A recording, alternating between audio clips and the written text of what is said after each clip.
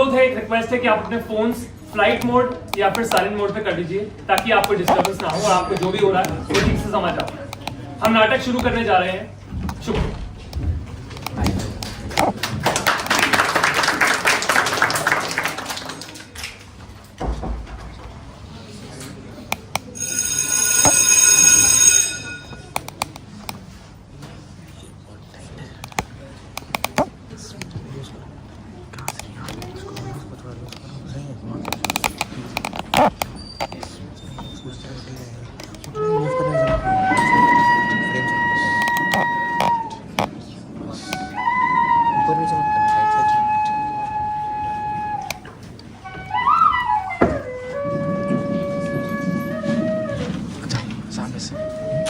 Light of कर।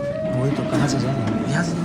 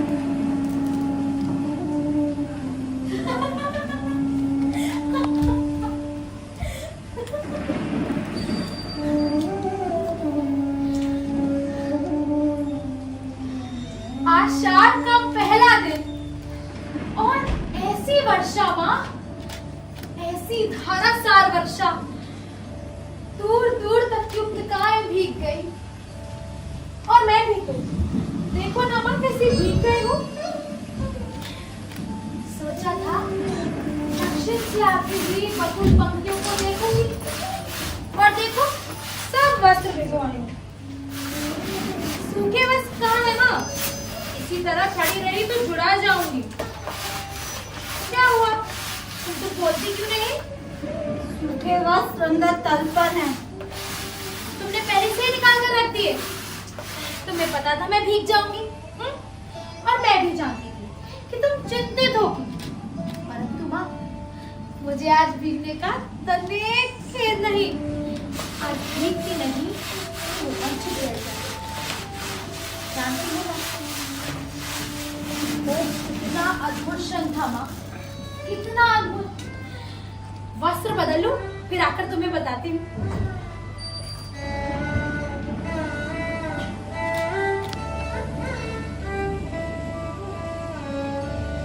नील कमल की तरह कोमल और राज, वायु की तरह हल्का और स्वप्न की तरह चित्रमय। मैं चाहती थी कि उसे अपने में भर लूं और आंखें मूंद लूं। मेरा तो सारा शरीर निचुड़ रहा है माँ। कितना पानी पिया इन वस्त्रों ने। शीत की चुभन के बाद उष्णता का ये स्पर्श। तुम जानती हो एक बहुत ही खूबसूरत क्षण, सौंदर्य का ऐसा साक्षात्कार तो मैंने कभी नहीं किया। ऐसा प्रतीत हो रहा था मानो कि वो सौंदर्य स्पर्शीय होकर भी मानसर हो। मैं उसे छू सकती थी, उसे देख सकती थी, उसे पी सकती थी। तब मैंने जाना कि वो क्या है जो भावना का कविता का रूप देता है।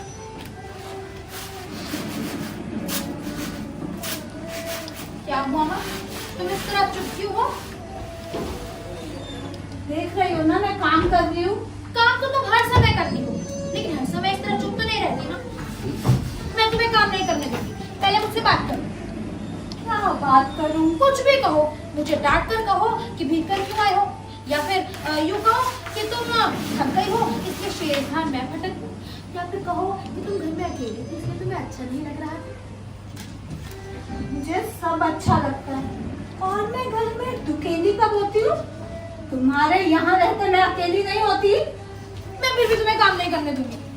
हाँ, मेरे घर में रहते भी तुम अकेली होती हो। कभी तो मेरी भर्त्सना करती हो कि मैं तुम्हारे सभी कामों में बाधा डालती हूँ, और कभी मुझे बताओ तुम इतनी गंभीर क्यों हो?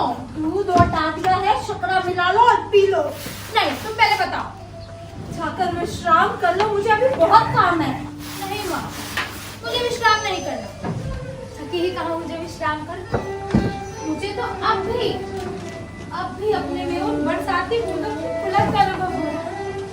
रोग अभी तक सीज रहा है। देखो माँ, ऐसे करूंगी तो मैं भी तुमसे बात नहीं करूंगी।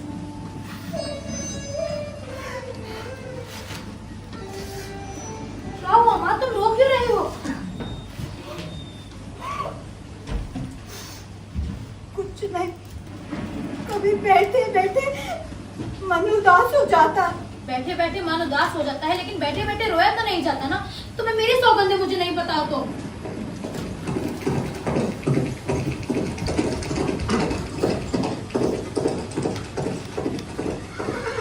ये लोग कौन है माँ?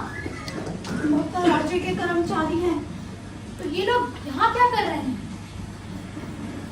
जाने क्या कर रहे हैं। कभी वर्षों में ये आकृतियां यहाँ दिखाई देती हैं, जब भी दिखाई देती है कोई ना कोई अनिष्ट होता है। कभी युद्ध की सूचना आती है, कभी महामारी की।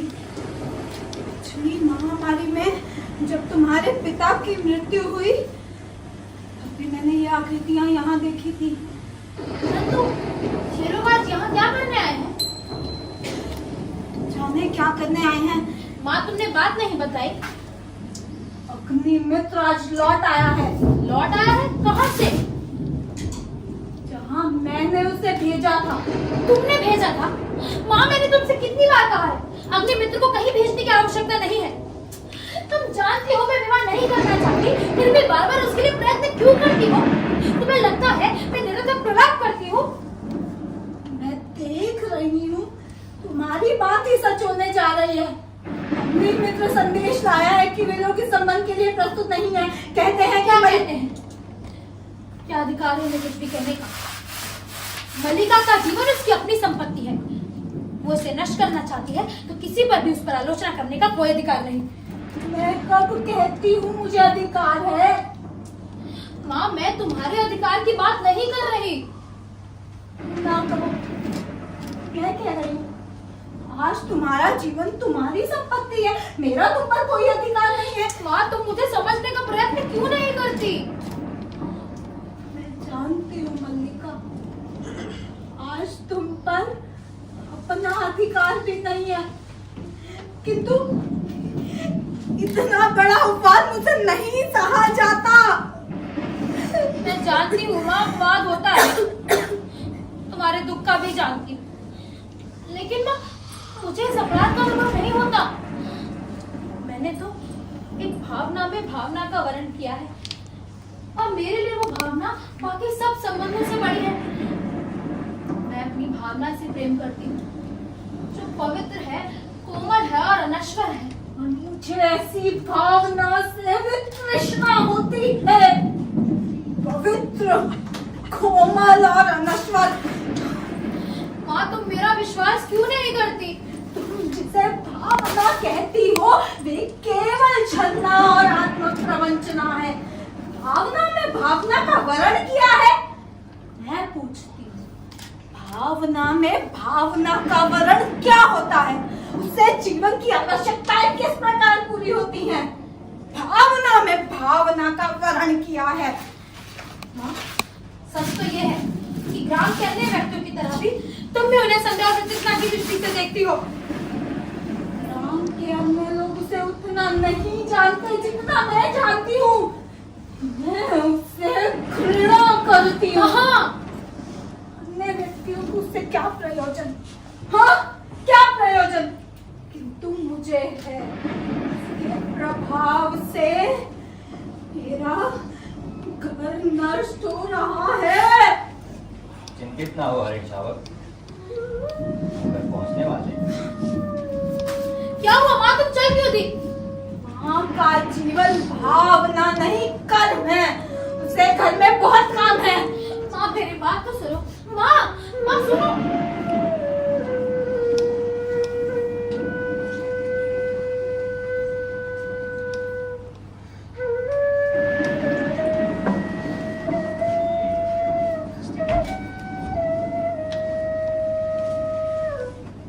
हम जिएंगे हरीश शावक, एक बाण से आहत होकर हम प्राण नहीं देंगे। एक बाण प्राण ले सकता है तो हाथों का कोमल स्पर्श प्राण दे भी तो सकता है। ये आहत हरिण शावक, यह ऐसा कौन व्यक्ति है जिसने इसे आहत किया? क्या दर्शक की तरह यहाँ भी? आज ग्राम प्रदेश में कई नई आकृतियां देख रहा हूँ। संभवतः राज्य से कुछ कर्मचारी आए। हम सोएंगे? हाँ, हम थोड़ी देर सो लेंगे तो हमारी पीड़ा दूर हो जाएगी, परंतु उससे पहले हमें थोड़ा दूध पी लेना है। मल्लिका, थोड़ा दूध हो तो किसी भाजन में ले आओ। हाँ, माँ ने दूध औटा कर रखा है, अभी लाती हूँ। माँ आज सच में बहुत रुष्ट है। लगता है उन्हें अनुमान हो गया कि मैं वर्षा में आज तुम्हारे साथ हूँ। नहीं तो इस तरह भीग कर नहीं आती। उन्हें अपवाद की बहुत चिंता रहती है। दूध नीचे रख दो और इसे बाहों में ले लो।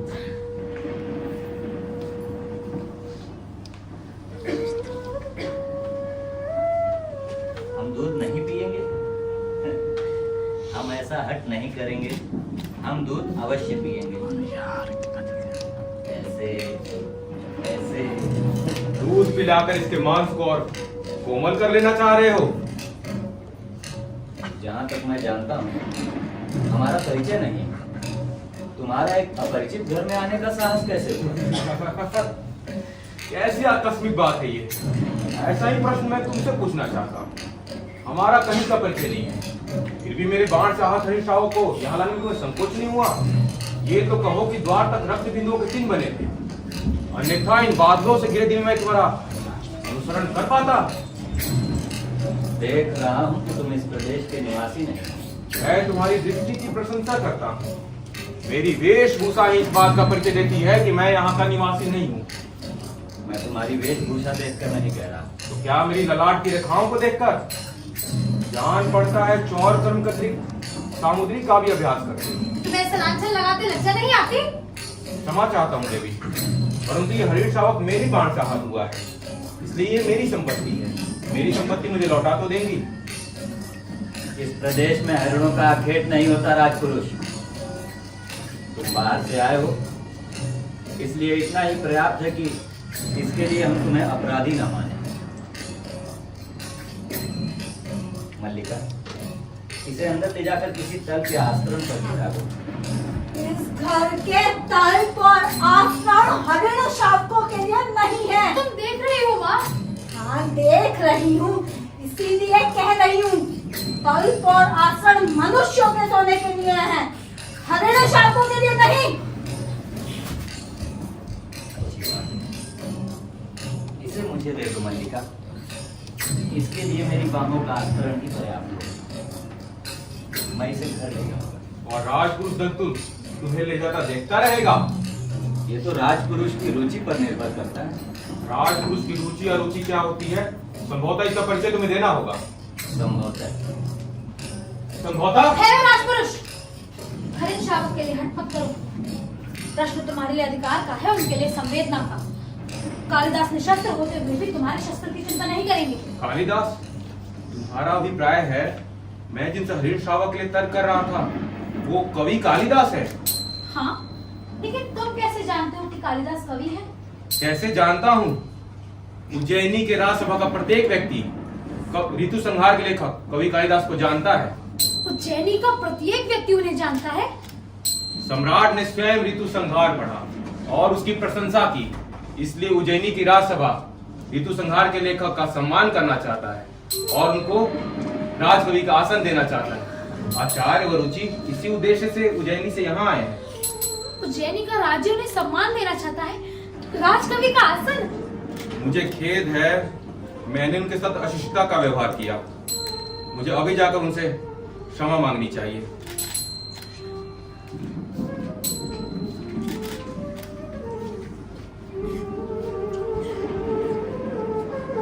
माँ, तुम जान सकती हो मैं आज कितनी प्रसन्न हूँ। दूध और तादिया है, शक्करा मिला लो और पी लो। माँ, तुमने सुना नहीं राजपुरुष क्या कह रहा था? तुम सोच सकती हो आज कितनी प्रसन्न हूँ मैं। मेरे पास कुछ भी सोचने की शक्ति नहीं है। माँ, उन्हें उज्जैनी की ओर से सम्मान प्राप्त होगा, उन्हें राजकवि का आसन दिया जाएगा। उस व्यक्ति को जिसके उसके निकट के लोगों ने कभी समझने का प्रयत्न नहीं किया, जिसे घर से अंदर और बाहर केवल लांछना और प्रताड़ना नहीं मिली। अब तो तुम समझती हो ना माँ कि मेरी भावना निराधार नहीं है। मैं चाहती हूँ तुम भी आज समझ लो। तुम कहती हो हमारा उससे भावना का संबंध है। भावना क्या है? मैं उसे कोई नाम नहीं देती। परंतु लोग उसे नाम देते हैं। यदि वास्तव में उसका तुमसे भावना का संबंध है तो वो क्यों तुमसे विवाह नहीं करना चाहता? माँ, तुम उनके प्रति सदा अनुदर रही हो। तुम जानती हो कि उनका जीवन परिस्थितियों की कैसी विडंबना में बीता है। माँ, तो उनके घर में उनकी क्या दशा होती है, और ऐसे साधाहीन और अभावग्रस्त जीवन में विवाह की कल्पना ही कैसे की जा सकती है? और अब जब उसका जीवन साधनहीन और अभावग्रस्त नहीं रहेगा, किसी संबंध से बचने के लिए अभाव जितना बड़ा कारण होता है, अभाव की पूर्ति उससे बड़ा कारण बन जाती है। हाँ, ये तुम्हारी नहीं विलोम की भाषा है। मैं ऐसे व्यक्ति को अच्छी तरह समझती हूँ। इसका तुमसे केवल इतना ही संबंध है कि तुम एक उपादान हो, जिसके आश्रय से वह स्वयं से प्रेम कर सकता है, स्वयं पर गर्व कर सकता है। तुम क्या सजीव व्यक्ति नहीं हो? तुम्हारा तुम्हारे प्रति या उसका तुम्हारे प्रति कोई कर्तव्य नहीं है। कल तुम्हारी माँ का शरीर नहीं रहेगा और घर में एक समय के भोजन की व्यवस्था भी नहीं होगी, तो तुम्हारी भावना उस प्रश्न का उत्तर दे देगी? फिर कह दो ये मेरी नई विलोम की भाषा है। माँ, आज तक का जीवन जिस तरह बीता है आगे भी बीत जाएगा, और जब आज उनका जीवन एक नई दिशा ग्रहण करने वाला है, तो मैं उनके सामने अपनी स्वार्थ की घोषणा नहीं करना चाहती। अंबिका, अंबिका, अंबिका, घर में हो कि नहीं? हाँ, हो घर में ही हो। मैं सारे ग्राम प्रदेश में घोषणा करने जा रहा हूँ कि मेरा इस कालिदास नामधारी से कोई संबंध नहीं है। लेकिन क्या हुआ है मातुल? हुआ? मैंने इसे पाला पोसा बड़ा किया कि ऐसे दिन के लिए किस तरह ये बुलबुलें बने। तूने तो सुना है कि राज्य की ओर से सम्मान दिया जा रहा है, उज्जैनी से कोई आचार्य आए। यही तो मैं कह रहा हूँ। लेकिन आप तो कह रहे हैं कि मैं ठीक कह रहा हूँ। आचार्य उसे कभी अपने साथ उज्जैनी ले जाना चाहते हैं। किंतु दो रथ है, रथवाह 4 अश्वारोही उनके साथ। मैं तुमसे नहीं कहता था अंबिका कि मेरे प्रपितामह के दौहित्र का पुत्र गुप्तराज की ओर से शकों से युद्ध कर चुका है। तुम अपने भागीने की बात कर रहे अरे हो। उसी की बात कर रहा हूँ अंबिका। तुम समझो कि एक तरफ से राज की ओर से हमारे वंश का सम्मान किया जा रहा है, और यह वंशावतंस कहते हैं कि मुझे सम्मान नहीं चाहिए। मैं राज के मुद्राओं में किरीट होने के लिए नहीं हूँ। बाजी बात वो इस सम्मान को स्वीकार नहीं करना चाहते। मेरी समझ में नहीं आता इसमें क्रय विक्रय की बात क्या है? सम्मान मिलता है, ग्रहण करो। नहीं, कविता का मूल्य ही क्या है बताओ? कविता का कुछ मूल्य है आर्य माँ। हाँ, तभी तो सम्मान का भी मूल्य है। मैं जानती हूँ ये सम्मान उनके हृदय में कहाँ चुभता है। मैं तुम्हें विश्वास दिलाती हूँ, वो उज्जैनी अवश्य जाएगा। अवश्य जाएगा, अवश्य जाएगा। ये लोग इसके अनुचर हैं जो इसकी अभिस्तुति करके इसे ले जाएंगे। अवश्य जाएगा। सम्मान प्राप्त होने पर सम्मान के प्रति प्रकट की गई उदासीनता व्यक्ति के महत्व को बढ़ा देती है। तुम्हें तो प्रसन्न होना चाहिए, तुम्हारा भागिने लोक नीति में निष्णात है। ये लोक नीति है, ये लोक नीति है। तो मैं कहूंगा लोक नीति और मूर्ख नीति दोनों का एक ही अर्थ है। जो व्यक्ति कुछ देता है, धन हो या सम्मान, वो अपना मन बदल भी सकता है, और बदल गया तो बदल गया। तुम सोचो कि सम्राट रुष्ट भी तो हो सकते हैं। एक साधारण कवि ने उनका सम्मान स्वीकार नहीं किया। मातुल आप अभी तक यहाँ वहाँ आचार्य आपकी प्रतीक्षा कर रहे हैं। और तुम यहाँ क्या कर रहे हो? मैंने तुमसे नहीं कहा था जब तुम्हें लौट करना हो तुम आचार्य के पास रहना? अरे किंतु मातुल ये भी तो कहा था कि अगर आचार्य विश्राम कर चुका तो मैं तुरंत आपको सूचना दे दूं। ये भी कहा था, किंतु वो भी तो कहा था। ये कहा तुम्हारी समझ में आ गया, किंतु वो नहीं आया। किंतु मातुल मैं तो सिर्फ किंतु क्या मातुल मूर्ख है? बताओ, तुम मुझे मूर्ख समझते हो? नहीं मातुल मैं मूर्ख नहीं, निश्चय तुम मूर्ख, महामूर्ख हो। क्या कहा आचार्य ने? हाँ उन्होंने कहा कि आपके साथ पूरे ग्राम प्रदेश में घूमना चाहते हैं। मेरे साथ? जिस प्रदेश ने कालिदास की कविता को जन्म दिया। प्रभु, ये कालिदास की कविता, इतने बड़े आचार्य वररुचि को इसकी कविता में इसकी क्या विशेषता दिखाई देती है? इस व्यक्ति को सामान्य लोक व्यवहार तक का तो ज्ञान है नहीं, अब तुम लोक नीति की बात कहती हो। आप एक हरिण शावक गोदी में लिए घर की ओर चले आ रहे थे। अरे सौभाग्यवश मैंने रास्ते में देख लिया। मैंने कहा कविवर, ये समय इस रूप में घर में जाने का नहीं है। उज्जैनी से बहुत बड़े आचार्य आए हैं। आप सुनते ही लौट पड़े, जैसे रास्ते में सांप देख लिया। मैंने कहा कविवर सुनिए, आचार्य आपको आज ही उज्जैनी ले जाना चाहते हैं। राज की ओर से आपका सम्मान होगा। सुनकर रुककर करीब आए और बोला गुलाबी आंखों से, मैं राष्ट्रीय मुद्राओं से दूर कृत होने के लिए नहीं हूं। इसमें ग्रीक होने वाली कौन सी बात है? और चल दिए। मेरे लिए धन से कर खड़ा हो गया कि अन्याय करता हूं मैं आपके पीछे पीछे जाऊं या घर में बैठा अभ्यागतों को देखूं। अब इस विषय से मैं आचार्य के पास बैठने को कहकर आया था, अब ये धुरीहीन चक्र की तरह मेरे पीछे पीछे चला आया है। बताओ मातुल मैं तो आपको समाचार देना था कि आचार्य विश्राम। समाचार देने के लिए मैं तुमसे धन्यवाद कहता हूँ। बहुत अच्छा काम किया, बहुत अच्छा काम किया। आचार्य वहां बैठे, ये समाचार देने के लिए यहाँ चले आए। अब इतना कीजिए कि कविकुल शिरोमणि जहां भी हो उन्हें ढूंढ कर मेरे पास लाइए। मैं देखता हूँ आचार्य को। कालिदास उसका मातुल का तीसरा नेट हर समय खुला रहता है। परंतु इस समय कालिदास है कहाँ? कालिदास इस समय जगदम्बा के मंदिर में। आपने उन्हें देखा है? हाँ। लेकिन आपने मातुल से तो नहीं कहा। मैं नहीं चाहता कि मातुल इस समय वहां जाए। तो क्या उनकी तरह आप भी नहीं चाहते कि कालिदास? मैं चाहता हूँ कालिदास उज्जैन अवश्य जाए। कालिदास हट करे को जेली से आती थी, जब तक घर नहीं लौट जाते वो जगदम्बा के मंदिर में ही रहेंगे। कैसी विषणता है। विषणता? क्षणता ही तो है। इसमें विषणता की क्या बात है अंबिका? राज्य कवि का सम्मान करना चाहता है, परंतु कवि सम्मान के प्रति उदासीन जगदम्बा के मंदिर में साधना। राज्य के प्रतिनिधि मंदिर में आकर कवि की अभ्यर्थना करते हैं। कवि धीरे धीरे आंखें खोलता है। इतना बड़ा नाटक करना विषणता नहीं है। कालिदास नाटक नहीं करे अंबिका, मुझे पूरा विश्वास है। उन्हें राज्य सम्मान का कोई मोह नहीं। वो तो सचमुच इस पर्वत भूमि को कहीं छोड़कर नहीं जाना चाहते। नहीं चाहता। मातुल का या किसी का भी आग्रह उनका हट नहीं छुड़ा सकता। केवल एक व्यक्ति है, उसके अनुरोध से संभव है कि हट छोड़ दे। हमारे घर में किसी को भी उसके हट छोड़ने या ना छोड़ने से कोई प्रयोजन नहीं है। कालिदास अपनी भावुकता में भूल रहे हैं कि सब सबका तिरस्कार करके बहुत कुछ खो बैठेंगे। तो उसमें बाधा क्या है? मेरे संबंध में उनके मूल में कहीं गहरी कटुता की रेखा। अब मैं जानती हूँ वो कटुता की रेखा कहाँ है। कुछ समय पहले ही एक राजपुरुष से उनका सामना हो चुका था। उस कटुताओं के बल तुम ही दूर कर सकती हो मल्लिका। अब से किसी की प्रतीक्षा नहीं करता। अगर कालिदास यहाँ से नहीं जाते तो राज्य कोई हानि नहीं होगी, राज कवि का आसन रिक्त नहीं रहेगा। परंतु कालिदास जो आज है वही जीवन भर रहेंगे एक स्थान में। कभी जो लोग आज ऋतु संहार की प्रशंसा करें उसे भी कुछ दिनों में भूल जाएंगे। नहीं, उन्हें इस सम्मान का तिरस्कार नहीं करना चाहिए। ये सम्मान उनके व्यक्तित्व का है। उन्हें अपने व्यक्तित्व के अधिकार को इस तरह वंचित नहीं रखना चाहिए। चलिए आर्य ऋषि, मैं आपके साथ जगदम्बा के मंदिर चलती हूँ। मल्लिका, मुझे एक बाहर के व्यक्ति के सामने कहना होगा कि मेरी समझ तुम्हारे वहां जाने के पक्ष में नहीं हो।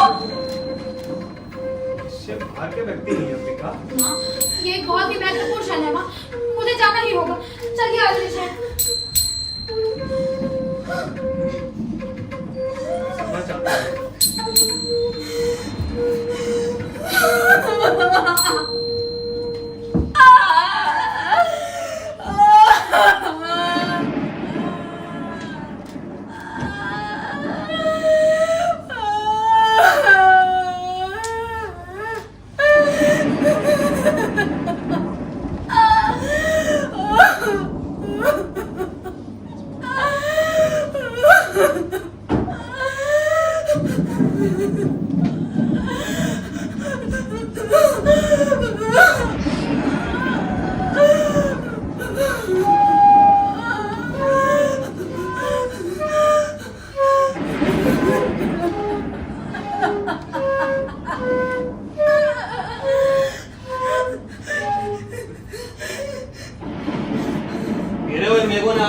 कर दिया अंबिका, या तुम्हें समय का ज्ञान ही नहीं रहा। आश्चर्य है तुमने दीपक नहीं जलाया। तुम यहाँ क्यों आए हो? दीपक जला दो। चले जाओ विलोम। तुम जानते हो तुम्हारा यहाँ आना मल्लिका को सहन नहीं है। जानता हूँ अंबिका, मल्लिका बहुत भोली है। वो लोग जीवन के संबंध में कुछ भी नहीं जानते। वो नहीं चाहती कि मैं इस घर में आऊं, क्योंकि कालिदास नहीं चाहता। और कालिदास क्यों नहीं चाहता? क्योंकि मेरी आंखों में उसे अपने हृदय का सत्य झांकता दिखाई पड़ता है तो उसे उलझन होती है। परंतु अंबिका, तुम तो जानती हो ना, मेरा एकमात्र दोष ये है कि जो मैं अनुभव करता हूं स्पष्ट कह देता हूं। मैं इस समय तुम्हारे दोष अवदोष का विवेचन नहीं करना चाहती। देख रहा हूं इस समय तुम बहुत दुखी हो। वैसे तुम दुखी कब नहीं थे? तुम्हारा तो जीवन ही पीड़ा का इतिहास रहा है। पहले से काफी दुबली हो गई हो। सुना है कालिदास उज्जैनी जा रहा है। मैं नहीं जानती। राजकवि के रूप में उसका सम्मान होगा। कालिदास राजकवि के रूप में उज्जैनी में ही रहेगा। मैं समझता हूँ उसके जाने के पूर्व उसको और मल्लिका का विवाह हो जाना चाहिए। तुमने इस संबंध में कुछ सोचा तो होगा। मैं इस समय कुछ भी सोचना नहीं चाहती। तुम मल्लिका की माँ इस विषय में कुछ सोचना नहीं चाहती? आश्चर्य है। मैं तुमसे कह चुकी हूँ, तुम चले जाओ यहाँ से। कालिदास उज्जैनी चला जाएगा और मल्लिका, जिसका नाम उसके कारण सारे प्रांत में अपवाद का विषय बना है, क्या यहीं पड़ी रहेगी? क्यों अंबिका, क्यों? इतने वर्ष पीड़ा क्या तुमने इसी दिन के लिए सही? दूर से देखने वाला भी जान सकता है कि तुम्हारे साथ क्या क्या बीता है। समय ने तुम्हारे मन, शरीर और आत्मा की इकाई को तोड़ दिया है। तुमने खुद को तिल तिल करके गलाया है, जैसे कि मल्लिका हो किसी अभाव का प्रश्न। और आज जब उसके लिए जीवन भर के अभाव का प्रश्न सामने है, तो तुम कुछ सोचना नहीं चाहती? तुम ये सब कह के ना मेरा दुख कम नहीं कर रहे। मैं अनुरोध करती हूँ, मुझे अकेली रहने दो। अंबिका, मैं अपना तुम्हारे पास होना बहुत आवश्यक समझता हूँ। मैं सब बातें तुमसे नहीं, उससे कहने के लिए आया। आशा कर रहा हूँ कि वो भी यहीं आएगा। मैंने कालिदास को और उसको जगदम्बा के मंदिर की ओर जाते देखा है। मैं यही उसकी प्रतीक्षा कर। अधिक प्रतीक्षा नहीं करनी पड़ेगी विलोम। मैं जानता हूँ तुम कब, किस समय और क्यों मेरे साक्षात्कार के लिए उत्सुक होते हो। कहो, आजकल किस नए छंद का अभ्यास कर रहे हो? छंदों का अभ्यास करना मेरी वृत्ति नहीं है कालिदास। मैं जानता हूँ तुम्हारी वृत्ति दूसरी है, और उस वृत्ति ने संभवतः छंदों का अभ्यास सर्वथा छुड़ा दिया है। निस्संदेह आज तुम छंदों के अभ्यास पर गर्व कर सकते हो। सुना है राजधानी से निमंत्रण आया। सुना मैंने भी है। तुम्हें दुख हुआ? दुख बहुत। एक मित्र के बिछड़ने का किसे दुख नहीं होता। कल ब्रह्म मुहूर्त में चले जाओगे? मैं नहीं जानता, परंतु मैं जानता हूँ आचार्य कल ब्रह्म मुहूर्त में लौट जाना चाहते हैं। राजधानी के वैभव में जाकर ग्राम प्रांतों को भूल तो नहीं जाओगे? सुना है वहां जाकर व्यक्ति व्यस्त हो जाता है। वहां के जीवन में कई तरह के आकर्षण हैं, रंगशालाएं, मदिरालय और तरह तरह की विलास भूमियां। अरे विलोम, ये समय और स्थान इन बातों के लिए नहीं है। मैं आपको इस समय यहाँ देखने की आशा नहीं कर रही थी। मैं जानता हूँ तुम मुझे यहाँ पर देखकर प्रसन्न नहीं, परंतु मैं तो अफ्रीका से मिलने आया था। ये ऐसी कोई अप्रत्याशित बात तो नहीं है। विलोम का कुछ भी करना अप्रत्याशित नहीं है। हाँ, कहीं कुछ ना करना अप्रत्याशित हो सकता है। ये तो प्रसन्नता का विषय है कालिदास कि हम दोनों एक दूसरे को इतनी अच्छी तरह से समझते हैं। निस्संदेह मेरे स्वभाव में ऐसा कुछ भी नहीं है तुमसे छिपा। विलोम क्या है? एक असफल कालिदास, और कालिदास एक सफल विलोम। हम कहीं ना कहीं एक दूसरे के बहुत निकट पड़ते हैं। निसंदेह सभी विपरीत एक दूसरे के बहुत निकट पड़ते हैं। अच्छा है कि तुम इस सत्य को स्वीकार करते हो। उस निकटता के अधिकार से मैं तुमसे एक प्रश्न पूछ सकता हूँ। संभव है कि फिर तुमसे अवसर बात करने का ना मिले मुझे।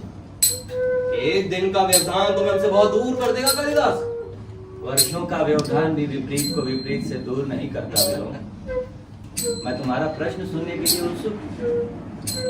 मैं जानना चाहता हूँ कि तुम अभी तक वही व्यक्ति हो ना जो कल तक? मैं तुम्हारा अभिप्राय नहीं समझ सका। मेरा अभिप्राय ये है कि तुम अभी तक वही कालिदास हो ना जो कल तक? अरे विलोम, मैं इस प्रकार की अनर्गलता समय नहीं समझती। अनर्गलता? इसमें अनर्गलता क्या मल्लिका? मैं तो बहुत सार्थक प्रश्न पूछ रहा हूँ। कालिदास, मेरा प्रश्न सार्थक नहीं है क्या? अंबिका, अंबिका, मेरा प्रश्न सार्थक नहीं है क्या? मैं इस संबंध में कुछ नहीं जानती और ना ही जानना चाहती हूँ। ठहरो अंबिका, आज तक ग्राम प्रांत में कालिदास और मल्लिका के संबंध को लेकर बहुत कुछ कहा जाता अरे है। विलोम, उसे दृष्टि में रखते हुए क्या ये उचित नहीं है कि कालिदास ये स्पष्ट कह दे कि उसे उज्जैन अकेले ही जाना या फिर? कालिदास आपके किसी भी प्रश्न का उत्तर देने के लिए बाध्य नहीं है। मैं कब कहता हूँ कि बाध्य है, परंतु हो सकता है कि कालिदास का अंतर्करण उसे उत्तर देने के लिए बाध्य करे। क्यों कालिदास मेरे मित्र? मैं तुम्हारी प्रशंसा करने के लिए अवश्य बात नहीं। तुम दूसरों के जीवन में ही नहीं, उनके घर में भी अनधिकार प्रवेश कर जाते हो। अनधिकार प्रवेश? मैं अंबिका, तुम्हें कालिदास की बात कहाँ तक संगत प्रतीत होती है कि मैं विलोम दूसरों के घर में खन नदी का प्रवेश कर जाता हूँ? मैं कह चुकी हूँ, मुझे इस संबंध में कुछ भी नहीं कहना है। ये तो चलेगी। मैं बस इतना जानता हूँ कि मुझे ग्राम प्रांतर छोड़कर उज्जैनी जाने का तनिक मोह नहीं है। निस्संदेह तुम्हें ऐसा मोह क्यों होगा? साधारण व्यक्ति को हो सकता है, तुम्हें क्यों? परंतु मैं तो इतना जानना चाहता था कि यदि क्षण भर के लिए ऐसा स्वीकार कर लिया जाए कि तुम जाने का निश्चय कर चुकी हो, तो उस स्थिति में उचित नहीं है अरे विलोम, अब आप अपनी सीमा से आगे बढ़कर बात कर रहे हैं। मैं बच्ची नहीं हूँ, अपना भला बुरा सब अच्छे से समझती हूँ, लेकिन इस समय आप ये अनुभव नहीं करते कि आप यहाँ एक अनचाहे अतिथि के रूप में उपस्थित हैं। ये अनुभव करने की मैंने आवश्यकता नहीं समझी। तुम मुझसे घृणा करती हो, मैं जानता हूं, परंतु कालिदास और मैं तुमसे घृणा नहीं है ना कालिदास, और मेरा यहाँ होने के लिए इतना ही पर्याप्त है। और हाँ, एक बात और कालिदास से भी कहना चाहता था कि तुम कालिदास के बहुत निकट हो, परंतु मैं कालिदास को तुमसे अधिक जानता हूँ। कालिदास, तुम्हारी यात्रा शुभ। तुम जानते हो ना कि विलोम तुम्हारा ही शुभ चिंतक है। ये मुझसे अधिक और कौन जान सकता है? नहीं, तुम सुनोगे मेरी?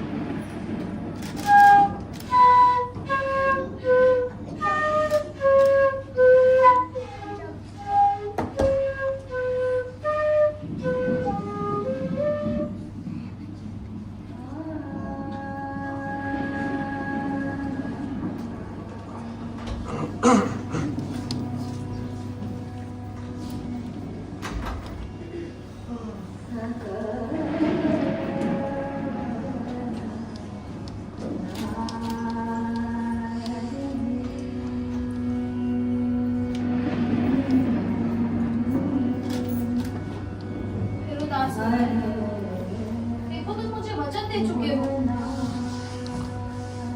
एक बार फिर सोचो मल्लिका, प्रश्न सम्मान और राज्याश्रय स्वीकार करने का नहीं है।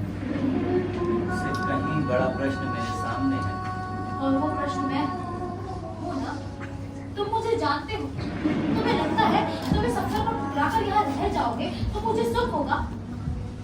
हाँ, ये जरूर है कि मेरे अंदर कोई घृणा छा ले। बाहर भी संभवतः बहुत सोना होगा, लेकिन मैं अपने से छल नहीं कर रही। मैं हृदय से कहती हूँ कि तुम्हें जाना चाहिए। चाहता हूँ इस समय तुम अपनी आंखें देख सकती हो। मेरी आंखें इसलिए गिनी है क्योंकि तुम मेरी बात नहीं समझ रहे। यहाँ ग्राम प्रांत में रहकर तुम्हारी प्रतिभा को विकसित होने का अवसर कहाँ मिलेगा? यहाँ लोग तुम्हें समझ नहीं पाते। उस सामान्य की कसौटी पर ही तुम्हारी परीक्षा करना चाहते हैं।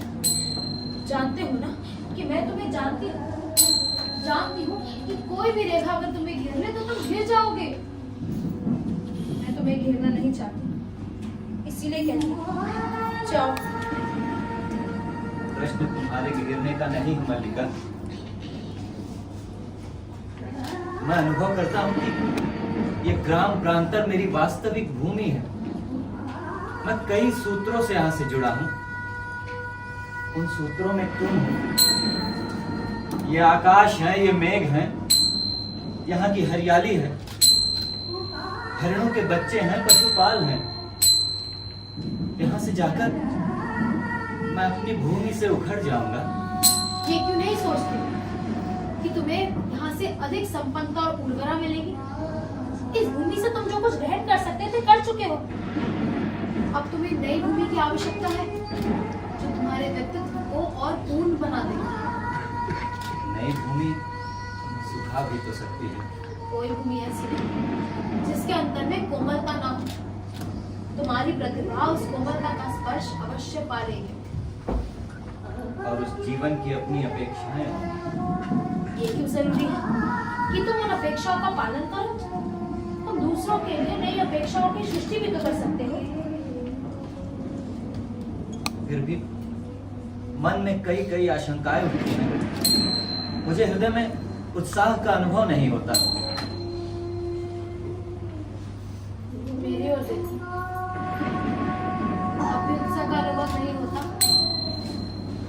विश्वास करो, तुम यहाँ से जाकर भी यहाँ से दूर नहीं होगे। यहाँ की हरितमा, यहाँ के मेघ, यहाँ के पशु पालतू, इन सबको तुम साथ ले जाओगे। और मैं भी तुमसे दूर नहीं हूँ। जब भी तुम्हारे निकट होना चाहूंगी, पर्वत शिखरों पर चली जाया करूंगी और उड़कर आते मेघों में घेर जाया करूंगी। लगता है वर्षा होने वाली है, अंधेरा भी बहुत हो गया है। आचार्य तुम्हारी प्रतीक्षा कर रहे होंगे। मुझे जाने के लिए कह रही हो? हाँ, देखना, तुम्हारे पीछे मैं प्रसन्न रहूंगी, खूब घूमूंगी और हर संध्या जगदम्बा के मंदिर में सूर्यास्त देखने जाया करूंगी। इसका अर्थ है तुमसे विदा लूं? नहीं, विदा तुम्हें नहीं दूंगी, केवल प्रार्थना करूंगी कि तुम्हारा पथ प्रशस्त हो। जाओ।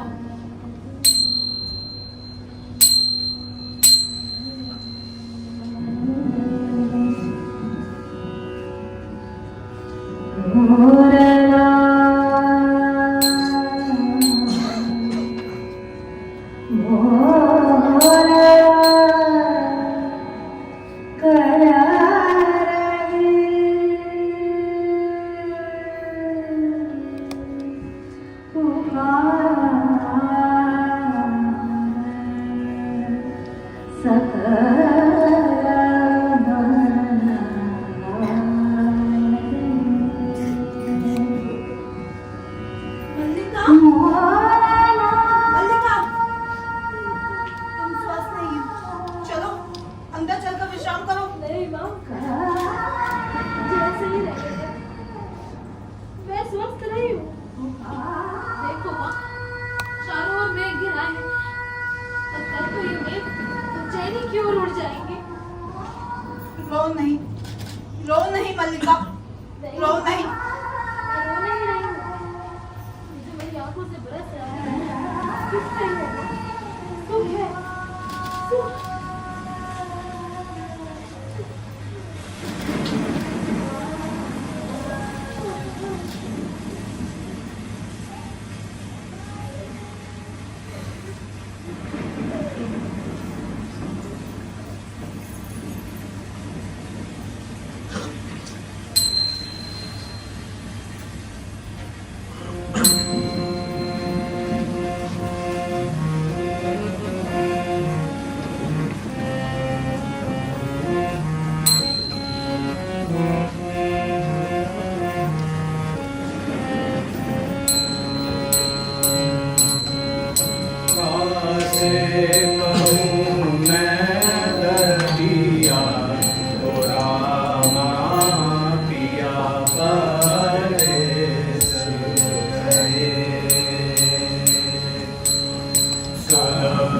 श्रृंगार करके अंगना में ठाड़ी, सुलहो श्रृंगार करके अंगना में ठाड़ी, जिसके अटरिया फूल के कोयलिया, जिसके अटरिया फूल के कोयलिया, पिया बारे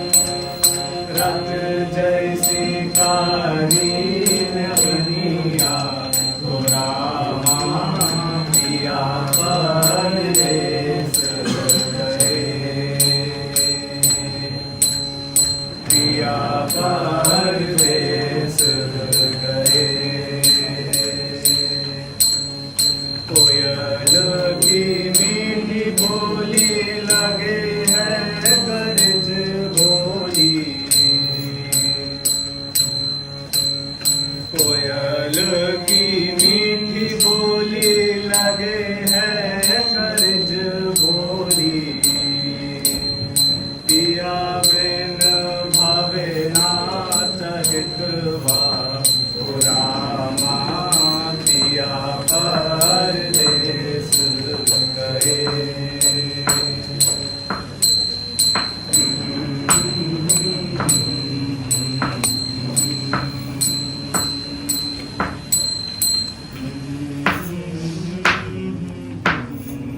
है अंबिका का स्वास्थ्य? ज्वर आता है अभी भी। पहले से कुछ भी अंतर नहीं पड़ा?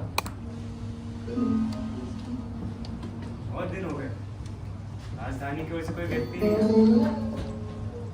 कभी कभी सोचता हूँ उज्जैनी जाकर एक बार उनसे मिला। क्यों? एक बार लगता है कि दोस्त मेरा ही है। किस बात को? अब तुम जानती हो मलिका, मैंने आशा नहीं की थी कि कालिदास उज्जैनी जाके इस तरह वहीं क्यों हो जाएंगे। और मैं प्रसन्न हूँ कि वहाँ जाकर वो इतने व्यस्त हैं। यहाँ उन्होंने केवल ऋतु संहार की ही रचना की थी। वहाँ उन्होंने 2 और नए काव्यों की रचना की। सुना है उनके एक और महाकाव्य की बहुत चर्चा है, लेकिन उसकी प्रतियां मुझे नहीं मिल पाई। हाँ तो ये भी था कि गुप्त वंश की राजदूता से उनका विवाह हो गया।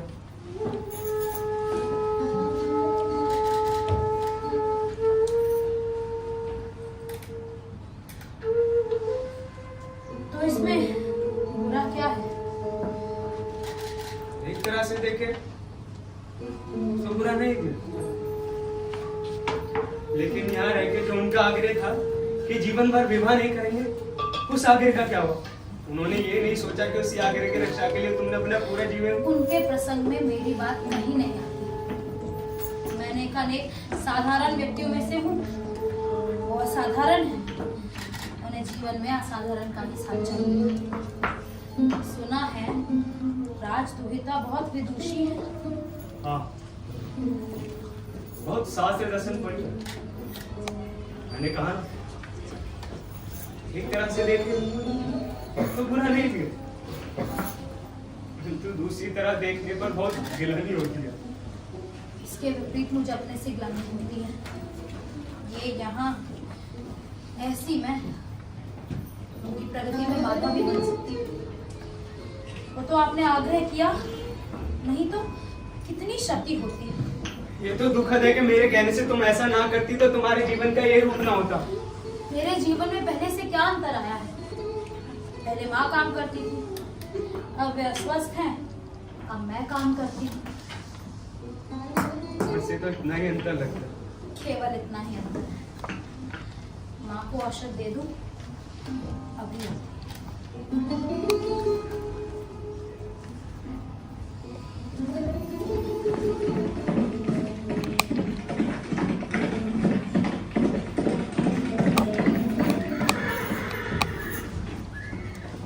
लगता है आज लोग फिर कुछ लोग बाहर से आए हैं। कौन? संभवतः राज्य कर्मचारी है। मैंने भी ऐसी दो आकृति देखी जैसे पहले तब देखी थी जब आचार्य कालिदास को लेने आए थे। ऐसी आकृति?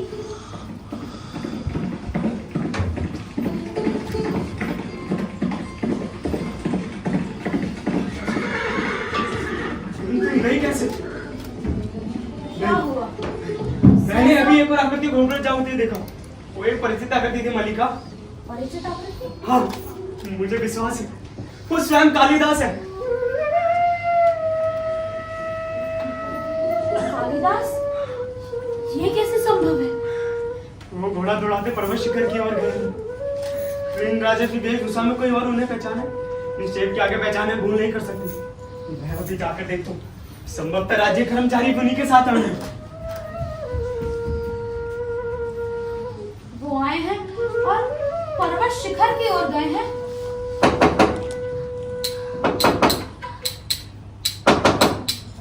क्या आप अंदर आ सकते हैं? आप लोग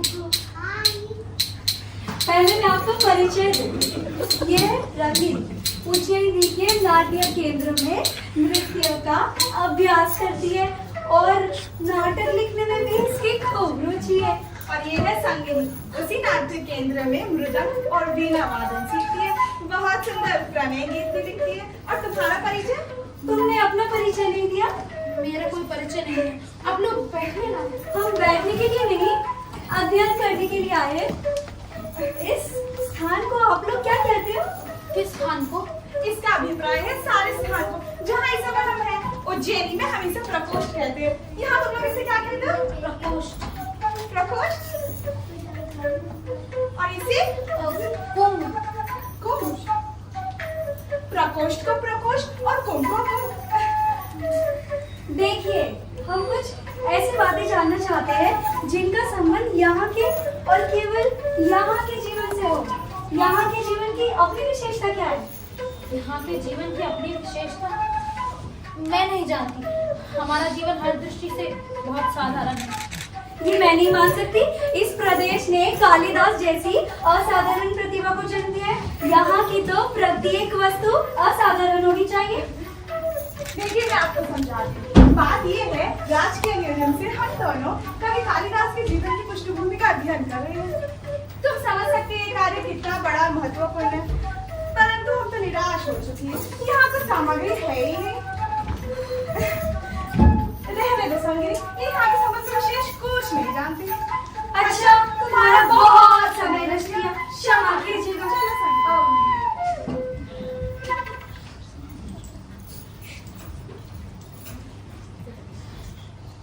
आज वर्षों बाद तुम लौट कर आए हो।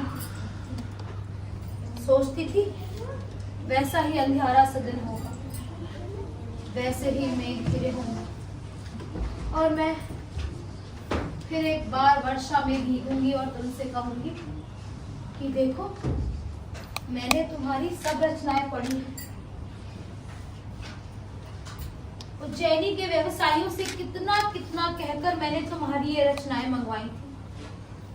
सोचा था मेघदूत की पंक्तियां तुम्हें गा गा कर सुनाऊंगी। पर्वत शिखरों से घंटा ध्वनियां गूंज उठेगी और मैं अपनी ये भेंट तुम्हारे हाथों में रख दूंगी।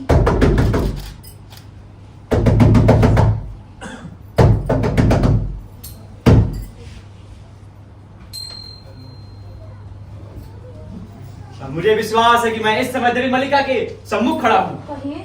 देवमातृ के अनुचरों का व्याज स्वीकार कीजिए। देवमातृगुप्त कौन है? ऋतु संहार कुमार संभव एवं मेघदूत के प्रणेता कविंद्र, राजनीति निष्णात आचार्य तथा काश्मीर। चारों एक दृष्टि और डाल देते। हाँ, चारों और एक दृष्टि और डाल देते। अधिकारी वर्ग दृष्टि रखने दीजिए। देवी तिरंगी मन की बात और देवी कमलों बाहर आ गई। चलो चलो नाची। क्या क्या बताओ देवी, इस प्रदेश की सबसे सुशील, सबसे विनीत और सबसे भोली लड़की है। मल्लिका की तारीफ इतनी तारीफ करूं कम नहीं होगी। मल्लिका, मैं देवी से तुम्हारी प्रशंसा कर रहा था। देवी जब से आई है तुम्हारे संबंध में पूछ रही है। देवी, यही मल्लिका, इस प्रदेश की राजहंसनी। मल्लिका, देवी के लिए आप कौन सा आसन निश्चित किया है? आर्य मातु, अब आप जाकर विश्राम करें। मनुष्य मेरे लौटने तक बाहर प्रतीक्षा करेंगे। परंतु आपके लिए बिल्कुल बिल्कुल वैसी हो जैसे मैंने कल्पना की। क्योंकि मल्लिका की बात अच्छा तो मुझे अनुमति दीजिए। घर में कई कुछ बिखरा पड़ा है, कई तरह की व्यवस्था भी तो करनी है, पर मेरे लिए कोई आदेश होगी भी तो कहला दीजिएगा। मल्लिका, सचमुच बहुत सुंदर। जानती हो, अपरिचित होकर भी तुम मुझे अपरिचित नहीं लग रही। आप यहाँ बैठ जाइए ना। मैं बैठना नहीं चाहती, मैं बस तुम्हें और तुम्हारे इस घर को देखना चाहती हूँ। वो प्रायः यहाँ का स्मरण क्या करते थे? जिन दिनों मेघदूत लिख रहे थे, उन दिनों प्रायः यहाँ का स्मरण क्या करते थे? इस भूमि का आकर्षण ही मुझे यहाँ लेकर आई, अन्यथा दूसरे मार्ग से जाने में अधिक सुविधा थी। मैं समझ नहीं पा रही कि किस रूप में आपका आतिथ्य करूं। आप आसन ले लें तो मैं आपके लिए। मेरे आतिथ्य की मत सोचो, मैं यहाँ अतिथि के रूप में नहीं आई। संभव था ये ना भी आते, परंतु मैं ही विशेष आग्रह के साथ इन्हें यहाँ लाई। मैं स्वयं इस प्रदेश को देखना चाहती हूँ। इसके अतिरिक्त एक कारण और भी था कि मैं यहाँ की कुछ वातावरण अपने साथ ले जाऊँ। इस सौंदर्य के आगे जीवन की हर सुविधा है। इसे अपने आंखों में व्याप्त कर सकूं तो इसके लिए जीवन भर का समय भी पर्याप्त है। परंतु इतना अवकाश ही कहाँ है?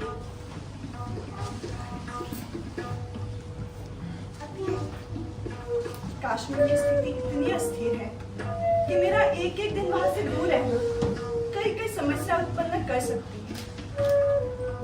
प्रदेश का शासन बहुत बड़ा उत्तरदायित्व है और मेरे ऊपर तो इससे भी बड़ा उत्तरदायित्व है, क्योंकि कश्मीर की स्थिति बहुत संकटपूर्ण है। यूं तो वहां के सौंदर्य की चर्चा इतनी है, परंतु उसे देख सकूं इतना अवकाश ही कहाँ है। इसलिए तुमसे स्पर्धा होती है। सौंदर्य का ये सहज उपभोग हमारे लिए केवल एक सपना है।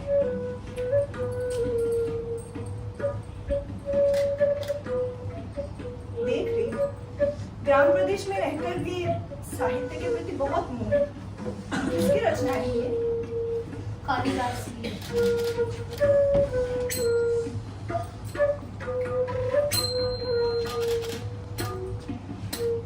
वे अभी मातृदूत के नाम से जाने जाते हैं। यहाँ उनकी रचनाएं मिल जाती हैं। उज्जैन के व्यवसायियों से मैंने कहकर मंगवाई थी। समझ सकती हूँ। उनसे जान चुकी हूँ कि तुम बचपन से उनकी संगिनी हो। तो उनके साहित्य के प्रति मोह स्वाभाविक है। वो भी जब तक तुम्हारा स्मरण करते हुए आत्मविस्मित हो जाते थे। ऐसे में राजनीतिक कार्यों से उनका मन उखड़ने लगता है। राजनीतिक जीवन के धुएं में बने रहने के लिए व्यक्ति को बहुत जागरूक रहना पड़ता है। तुम ऐसा नहीं समझती? मैं राजनीतिक जीवन के संबंध में कुछ नहीं जानती, क्योंकि तुम ग्राम प्रदेश में रही हो ना, इसलिए। मेरे यहाँ आने से पहले राज्य के तो अधिकारी आए थे। मैंने उन्हें औपचारिकता के लिए ही भेजा था। तुमने देखा है उन्हें?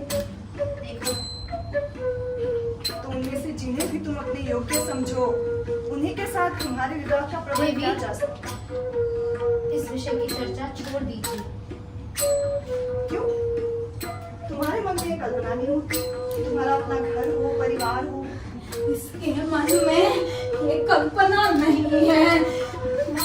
इसके मन में ये कल्पना नहीं है, क्योंकि ये भावना के स्तर पर जीती है। माँ तुम उठ क्यों आई? चलो भावना। माँ चलो चलकर बैठी रहो। मैं किसी आने वाले से बात भी नहीं कर सकती क्या?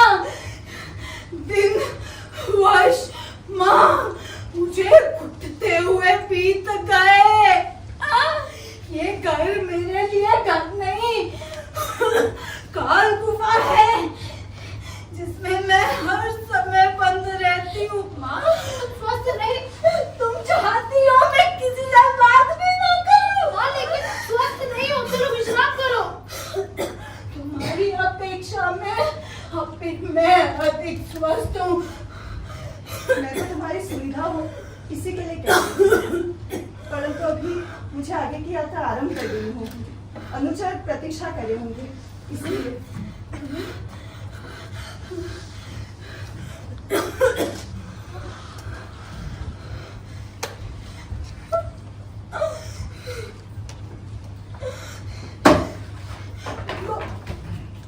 एक दूत की पंक्तियां पढ़ो। इन्हीं में ना कहती थी उसके अंतर की कोमलता साकार हो उठी है। उस कोमलता का और साकार रूप भी देख लिया तुमने। आज वो तुम्हें तुम्हारी भावना का मूल्य देना चाहता है, तो क्यों नहीं स्वीकार कर लेती? कभी विधियों का परिसंस्कार हो जाएगा और तुम भी उनके यहाँ परिचारिका बनकर रह सकोगी। इससे बड़ा क्या सौभाग्य चाहिए तुमको जीवन में?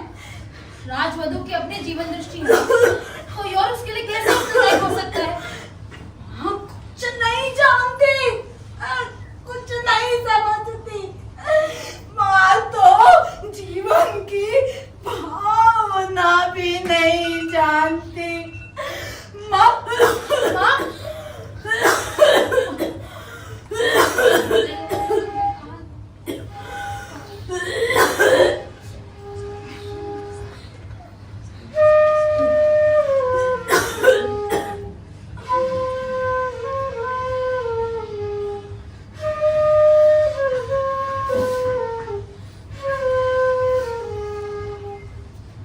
इस तरह शुद्ध क्यों अंबिका? आज तो सारा ग्राम प्रांत तुम्हारे सौभाग्य पर स्पर्धा कर रहा है। राज की पधूली पड़ती है तो लोग गौरव का अनुभव करते हैं। ऐसा अवसर हर किसी के जीवन में कहाँ? यही शुभ अवसर देखने के लिए तो मैंने आज तक का जीवन जिया है।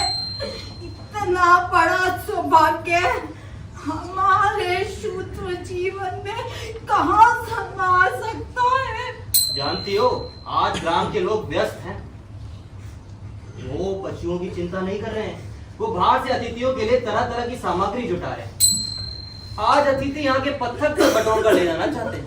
यहाँ के पत्थर आज बहुत मूल्यवान समझे जाने लगे हैं। यहाँ के पत्थर पहले भी मूल्यवान था रे लोग। वो और बात है, किसी ने उनका मूल्य नहीं समझा। तो तुम भी जाकर बटोर क्यों नहीं लेती? संभव है यहाँ कोई पत्थर विशेष न रह जाए और तुम्हारी भावना का कोई आधार न रह जाए। ग्राम में आज चारों ओर उत्साह है। ये दिन इस प्रदेश के लिए सबसे बड़ा उत्सव है। ग्राम में लोग आज अपने पशुओं की चिंता नहीं करते हुए अलग अलग चीजों की हाथ निकाल के बात क्यों? क्योंकि राजकन्या ने आदेश दिया कि कुछ हरिण शावक उनके साथ जाएं। नहीं, ये सच नहीं है। सच नहीं है? इंद्र वर्मा और विष्णुदत्त को राजकन्या ने स्वयं आदेश दिया है। उसका कुछ और भी अर्थ हो सकता है। और अर्थ? और क्या अर्थ हो सकता है? क्या राजकन्या हरिण शावकों के साथ खेला करेंगी? हाँ? या उज्जैनी सहायक कलाकार को उनकी अनुकृतियां बनाएंगे? वैसे ये भी एक मनोरंजन का विषय है।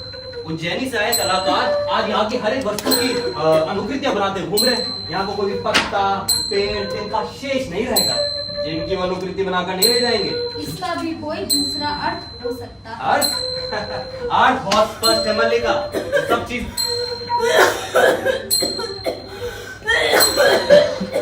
आनंद लो, इस समय माँ का स्वास्थ्य ठीक नहीं है। मैं आपसे विनती करती हूँ, आप इस समय यहाँ से चले जाएं। ठीक है, तुम अंबिका को भीतर ही लेके चली जाओ। उसका स्वास्थ्य ठीक नहीं है। उत्सव और कोलाहल उसके मन को और शांत कर देगा। मैं तो उत्सव की सूचना देने आया था। आश्चर्य है कि कालिदास ने आना उचित नहीं समझा। कल तो सुना है लोग लौट भी जाएंगे। उसने आना उचित नहीं समझा क्योंकि वो जानता है अंबिका अभी जीवित है। अंबिका, कोई व्यक्ति किसी संबंध को ऐसे तोड़ता नहीं, विशेष रूप से वो जिसे कवि का कोमल हृदय प्राप्त हो। अरे बिलो, मैं आपसे कह रही हूँ, आप इस समय यहाँ से चले जाएं। आपकी बातों से माँ का मन विशुद्ध होता है। हाँ? मेरी बातों से इसका मन विशुद्ध होता है? मैं समझता हूँ उसके कारण दूसरे हैं और अंबिका भी जानती है कि इन कारणों से उसका मन विशुद्ध होता है। ऐसी बहुत सी बातें जो उसके दिल में रहती हैं वो कह नहीं पाती, लेकिन मैं कह देता हूँ। तुम्हें मेरा यहाँ आना खर्रा है, मैं जानता हूँ, ये कोई नई बात नहीं, परंतु मैं कुछ देर और यहाँ रुकना चाहूंगा। पर्वत शिखर की ओर से एक अश्वारोही को आते देख रहा हूँ। संभव है कुछ देर यहाँ रुकना चाहे। उस स्थिति में मैं उससे उसकी कुशल क्षेम पूछ लूंगा। मेरी उससे पुरानी मित्रता जब है। अरे बिलो, आप उससे मिलना चाहे तो ये समय और स्थान इसके लिए नहीं है। मैं आपसे कह रही हूँ, आप इस समय यहाँ से चले जाएं। ये मेरा घर और मैं नहीं चाहती यहाँ कोई आयातित उनके ऊपर हो। माँ इनसे कह दो कि यहाँ से चले जाएं। तुम स्वस्थ नहीं हो और मैं नहीं चाहती कि मेरे घर में कोई आयातित उनके ऊपर हो। अरे बिलो, मैं आपसे फिर कह रही हूँ, आप यहाँ से चले जाएं। आप नहीं जानते कि चला लाता हूँ, परंतु क्या अयाचित स्थिति उत्पन्न हो सकती है जान सकता हूँ? अंबिका बताओ। मैं जानती थी, आज नहीं तब से जानती थी। वो आता तो मुझे आश्चर्य होता, अब मुझे कोई आश्चर्य नहीं है, कोई आश्चर्य नहीं है, बल्कि प्रसन्नता है। मैं उसके संबंध में जो सोचती थी ठीक सोचती थी। शांत हो जाओ अंबिका, शांत हो जाओ। मुझे भी खेद है, पवित्रता पे भरोसा भी था, परंतु अब नहीं रहा। उसे कभी भी हमें अपना मनुष्य के योगी नहीं समझा। फिर समान की समान से तो मित्रता।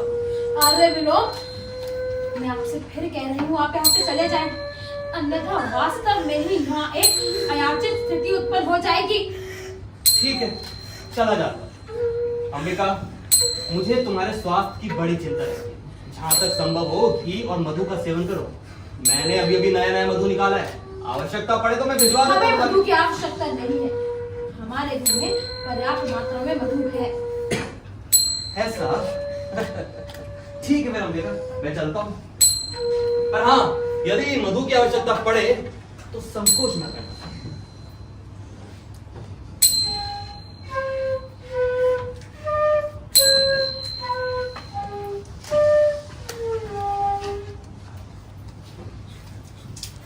मल्लिका,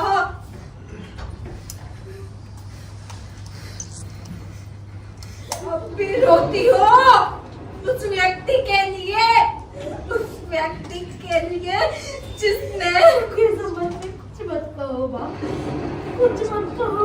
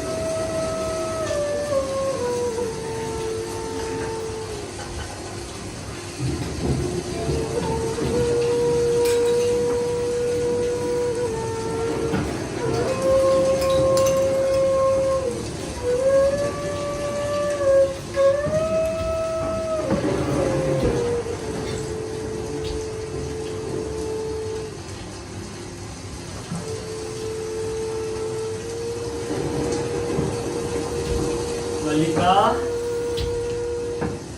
मल्लिका, कौन है? मैं हूँ मातुल। देखो वर्षा है मातुल की क्या दौलती। अरे मातुल, आप ऐसी वर्षा में? वर्षा से बचने के लिए तुम्हारे घर के सिवा कोई शरण नहीं। सोचा जो हो, इस मातुल के लिए आज भी तुम रहे मल्लिका।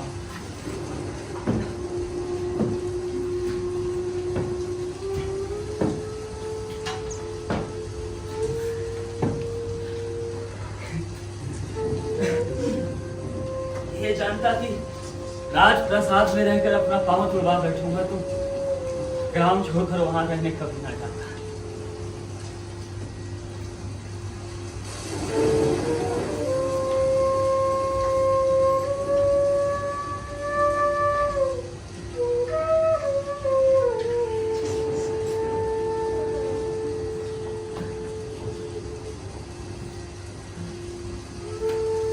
तुमने घर की क्या अवस्था कर रखी है?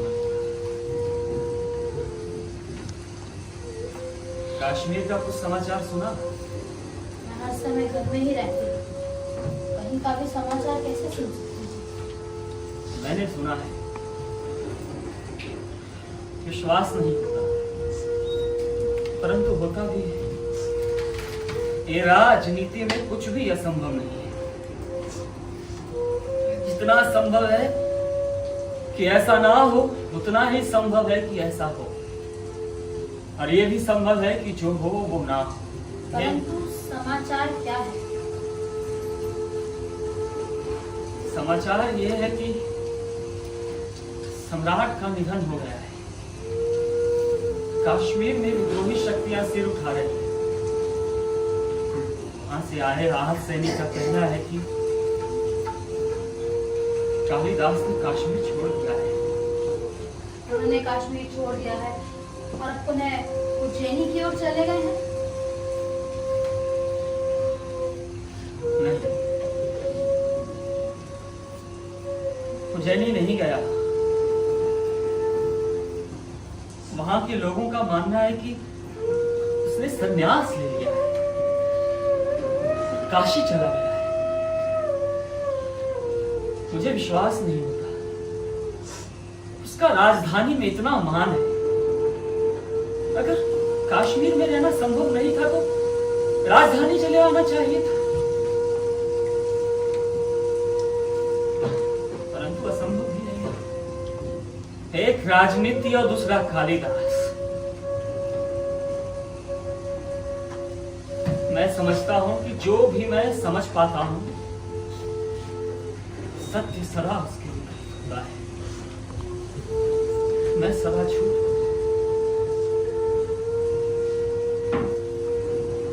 इससे तुम निष्कर्ष निकाल लो कि सत्य क्या हो सकता है। उसने संन्यास लिया है या नहीं लिया है। मैं समझता हूं कि उसने संन्यास नहीं लिया है, इसलिए सत्य यही होना चाहिए कि उसने संन्यास ले लिया है और काशी चला गया है। नहीं, ये सत्य नहीं हो सकता। मेरा हृदय इसे स्वीकार नहीं करता।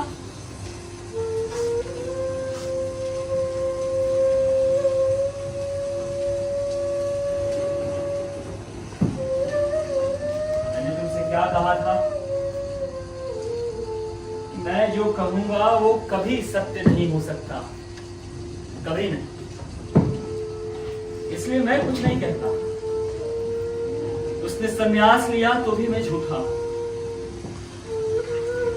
काशी नहीं गया तो भी मैं झूठा। ये तो ठीक है।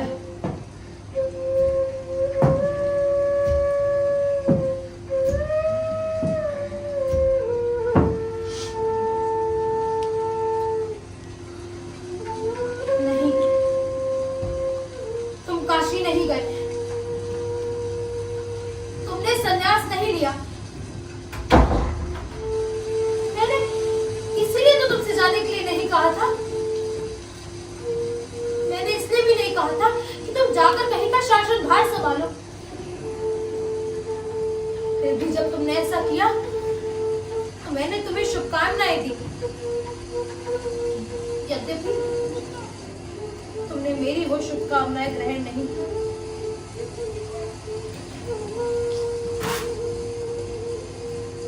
मैं अब तुम्हारे जीवन में नहीं रही, परंतु तुम मेरे जीवन में सदैव बने रहे। मैंने कभी भी तुम्हें अपने से अलग नहीं होने दिया। तुम रचना करते रहे और मैं ये समझती रही कि मैं सार्थक हूँ। मेरे जीवन की भी कुछ उपलब्धि है, परंतु आज तुम इस तरह मुझे निरर्थक कर दोगे।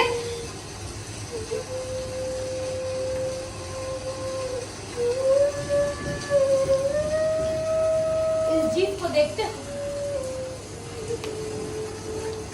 पहचान सकते हो? ये मल्लिका है जो अब धीरे धीरे बड़ी हो रही है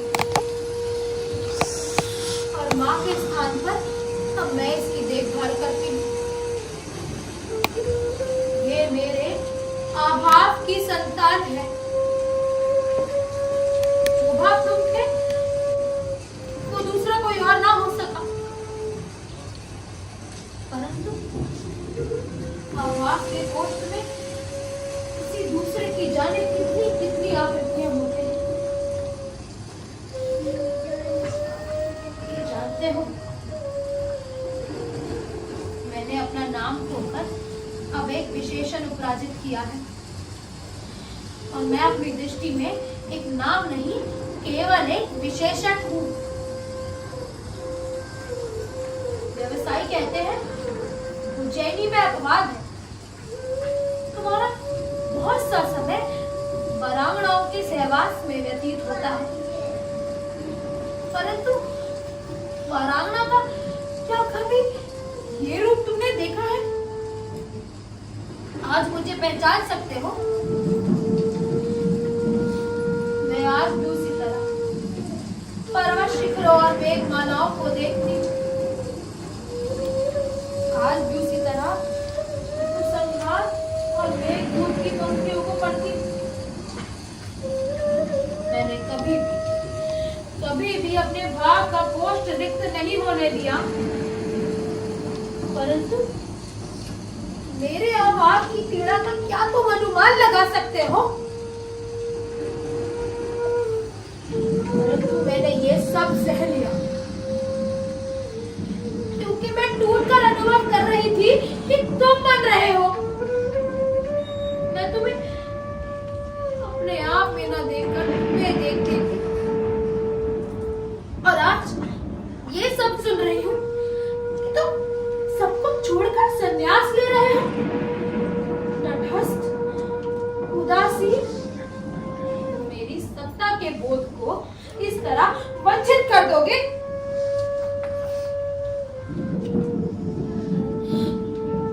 आज भी वही आषाढ़ का दिन है,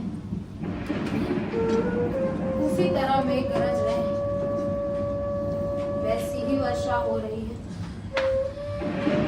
मैं भी वही हूँ, उसी घर में, परंतु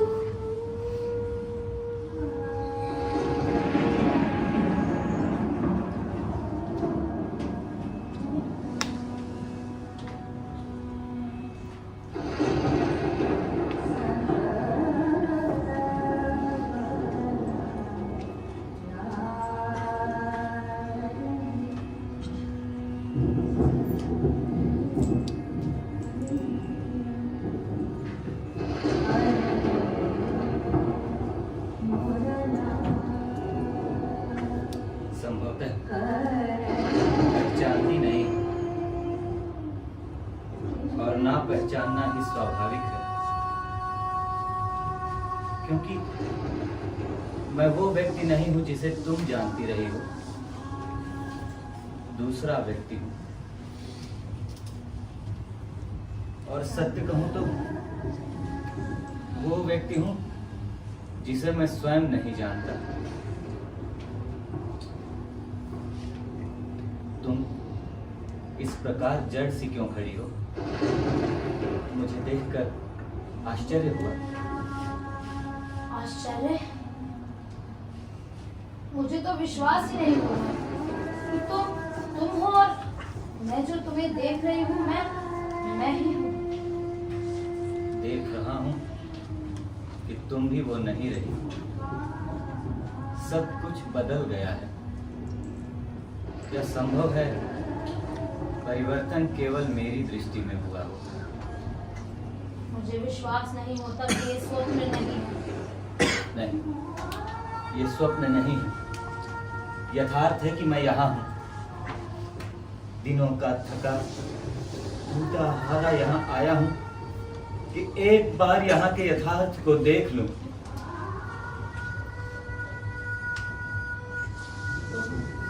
सचमुच पहचाने नहीं जाते। और तुम ही कहाँ पहचानी जाती हो? ये घर भी कितना बदल गया है। मैं आशा कर रहा था कि मैं जब कभी लौट कर आऊंगा यहाँ सब कुछ वैसा ही होगा, ज्यों का त्यों, यथास्थान। पर यहाँ कुछ भी तो यथास्थान नहीं है। तुमने सब कुछ बदल दिया, सभी कुछ बदल दिया। मैंने नहीं बदला। जानता हूं तुमने नहीं बदला, परंतु मल्लिका, मैंने ये कभी नहीं सोचा था कि ये घर भी मुझे अपरिचित लग सकता है, और तुम भी अपरिचित लग रही हो। इसीलिए कहता हूं कि संभव है कि दृश्य उतना नहीं बदला जितना कि मेरी दृष्टि बदल गई है।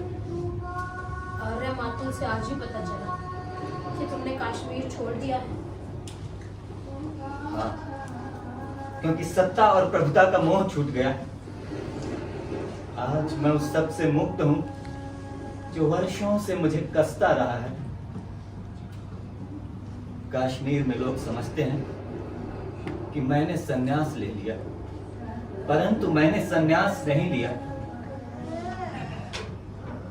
एक आकर्षण जो वर्षों से मुझे एक सूत्र की तरह खींचता रहा, जिसे तोड़कर मैं यहां से गया था। यहाँ की एक एक वस्तु के रूप और आकार का स्मरण है मुझे। कुंभ, कुशा, दीपक, गिरु की आकृतियां और तुम्हारी आंखें। जाते वक्त तुम्हारी आंखों का जो रूप मैंने देखा था वो आज तक मेरी स्मृति में अंकित है। मैं अपने आप को विश्वास दिलाता रहा कि मैं यहाँ कभी भी लौट कर आऊं, यहाँ सब कुछ वैसा ही होगा।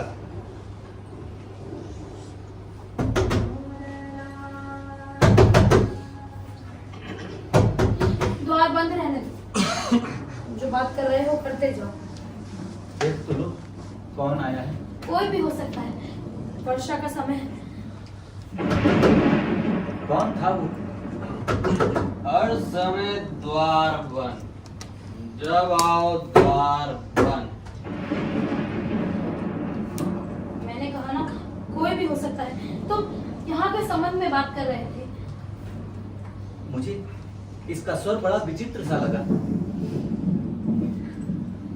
जैसे कि मैं ईश्वर को पहचानता हूँ।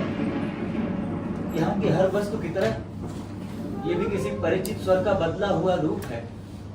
तुम थके हो और अस्वस्थ हो, बैठकर बात करो।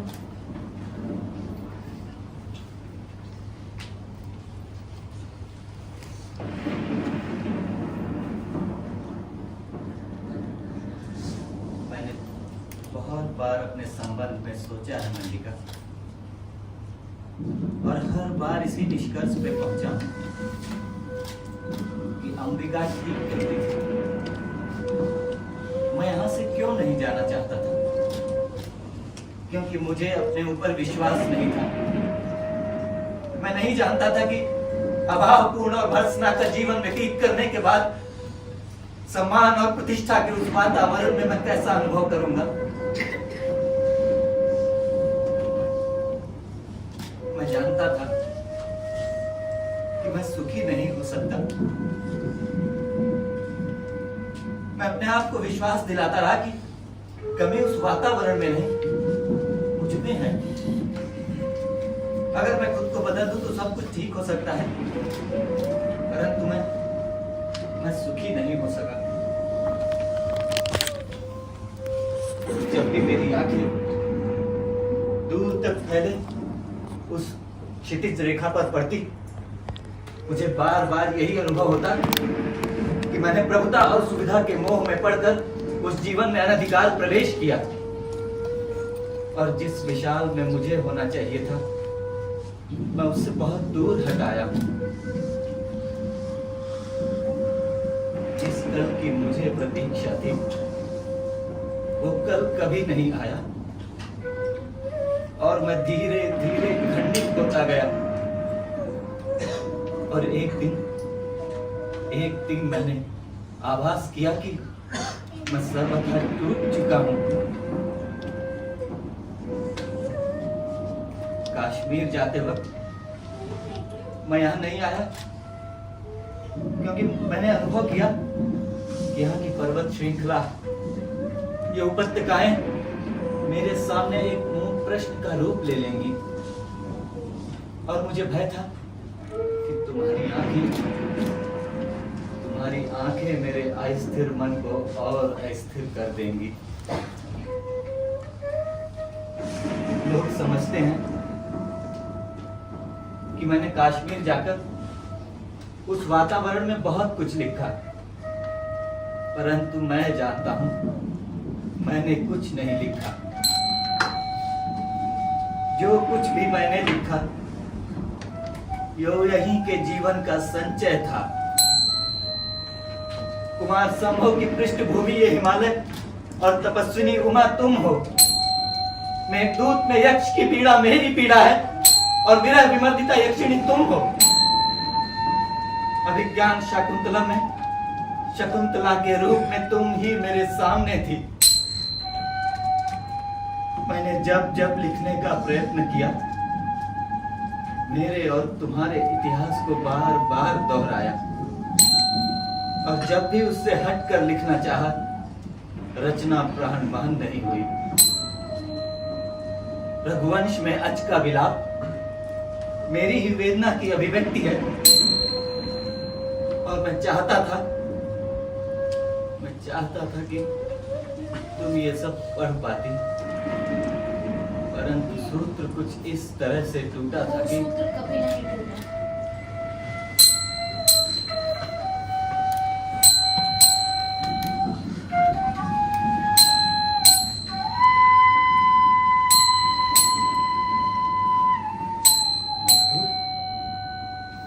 तुम्हारे पास मेघदूत की प्रतिलिपि ये तुम्हारे पास कैसे आई?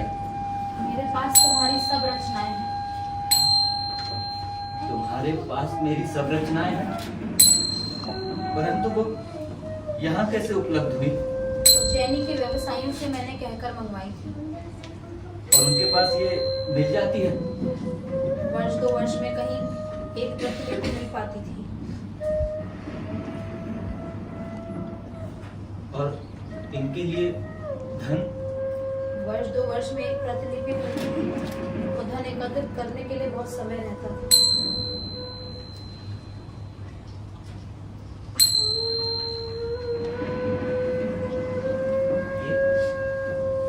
ये कौन सी प्रतिलिपि है? ये मेरी कौन सी रचना है?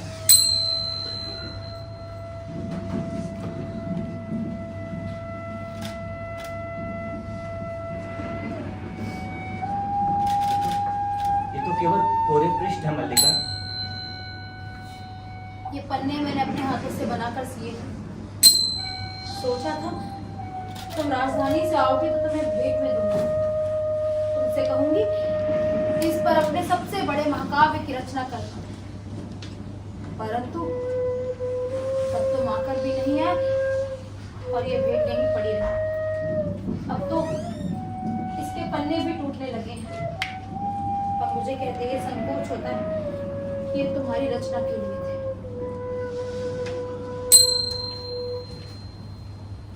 ये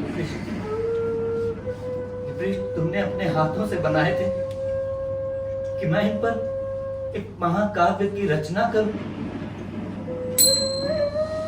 स्थान स्थान पर इन पर पानी की बूंदें पड़ी हैं जो निसंदेह वर्षा की बूंदें नहीं हैं। तुमने अपनी आंखों से इन पर बहुत कुछ लिखा है मल्लिका, और आंखों से ही नहीं स्थान स्थान पर ये पृष्ठ श्वेत कणों से मैले हुए हैं। स्थान स्थान पर तुम्हारे नखों ने इन्हें छीला है, तुम्हारे दांतों ने इन्हें काटा है। ग्रीष्म की धूप के हल्के रंग, हेमंत की पत्र धूली और इस घर की सिलन, ये पृष्ठ अब कोरे कहाँ है मल्लिका? इन पर एक महाकाव्य की रचना हो चुकी है, एक अनंत सर्गों के महाकाव्य की।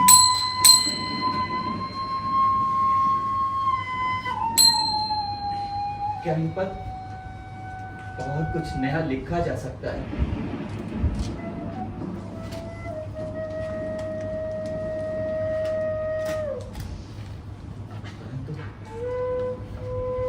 अभी तो जीवन शेष है,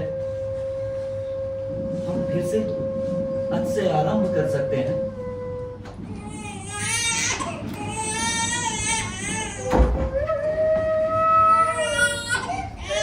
मल्लिका, इसके रोने के स्वर हैं ये मेरा मेरा वर्तमान है। तुम्हारा वर्तमान?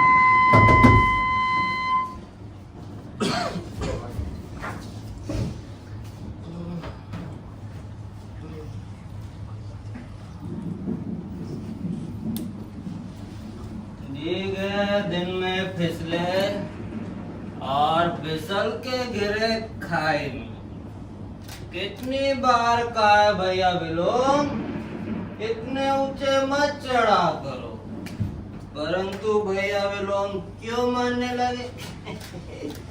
पहले आए तो द्वार बंद, लौट गए और फिसल गए, फिर आए तो द्वार बंद, फिर लौट जाते तो क्या होता?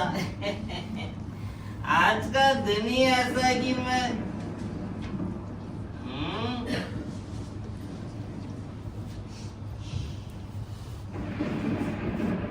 ना जाने आंखों को क्या हो गया। कभी परिचित आकृति भी बहुत अपरिचित लगती है और कभी अपरिचित आकृति भी बहुत परिचित। अभी इतनी परिचित आकृति और इसे मैं पहचान नहीं पा रहा हूँ। आकृति पुरानी सी लगती है, व्यक्ति नया सा। क्यों बंधु, तुम मुझे पहचानते हो? आकृति बदल गई है, परंतु व्यक्ति आज भी वही हो। शब्द भी परिचित है और अर्थ भी।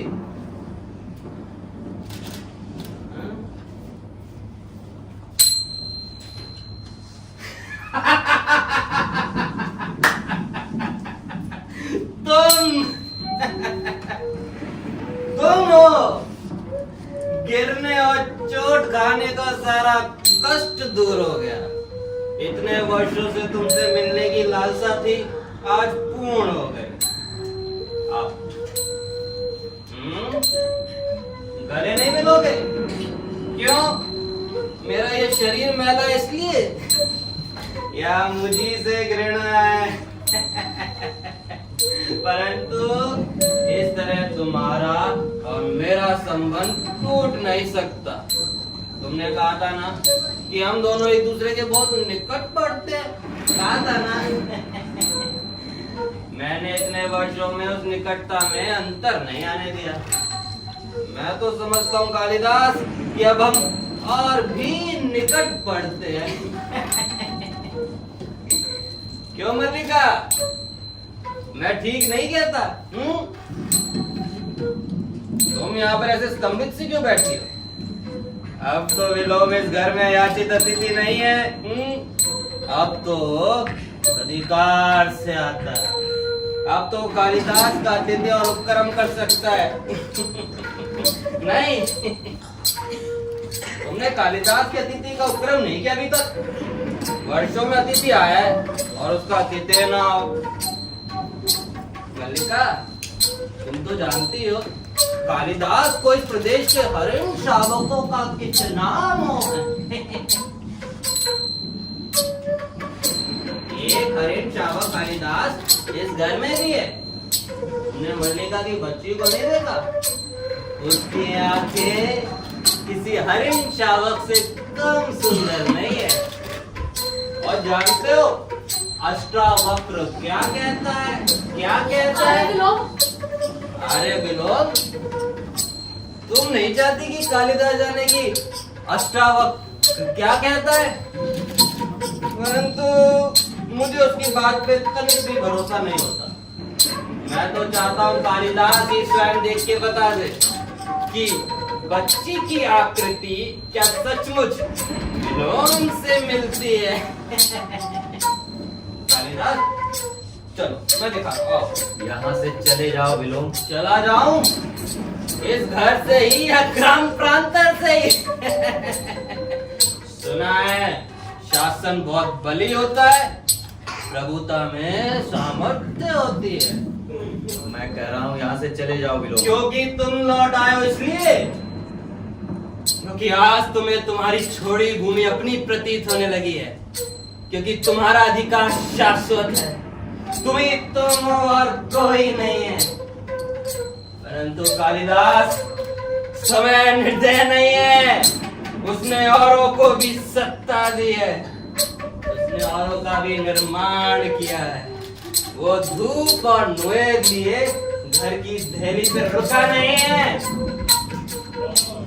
तुम्हें उसके निर्माण से भी तृष्णा होती है, क्योंकि आज जहाँ पर तुम खुद को देखना चाहते हो देख नहीं पाते, है ना? तुम भी स्तंभित से खड़े हुए। ठीक है, तुम चाहते हो कि इस समय मैं यहाँ से चला जाऊं, मैं चला जाता हूं, परंतु इसलिए नहीं कि तुम मुझे आदेश देते हो, परंतु इसलिए क्योंकि आज तुम यहाँ अतिथि हो और अतिथि की बात का मान होना चाहिए। मल्लिका, ध्यान रखना, कालिदास के अतिथि में कोई कमी ना रहे। जो अतिथि वर्षों में आया है, ना जाने फिर कब आएगा।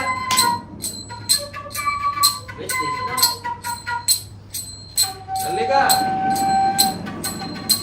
अतिथि आया ऐसा।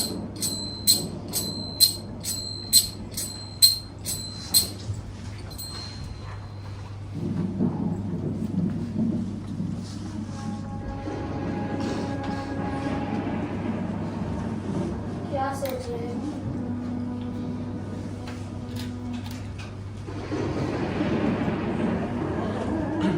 सोच रहा हूँ कि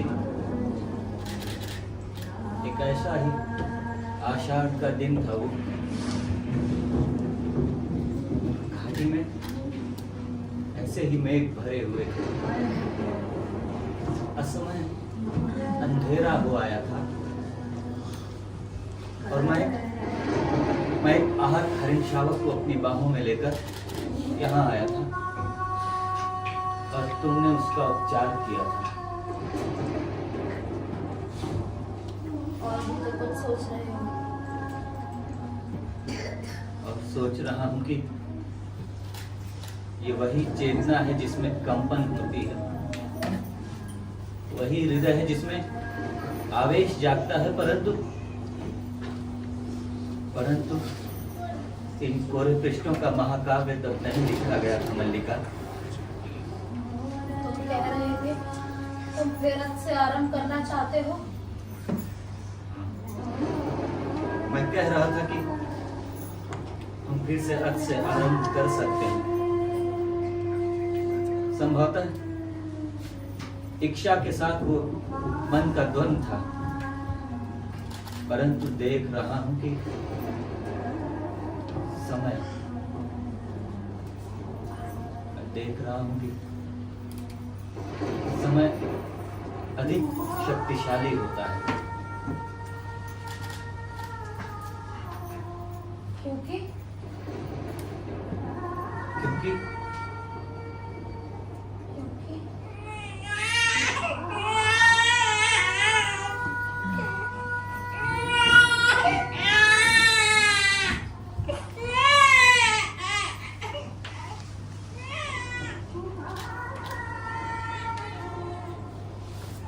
क्योंकि वो प्रतीक्षा नहीं करता।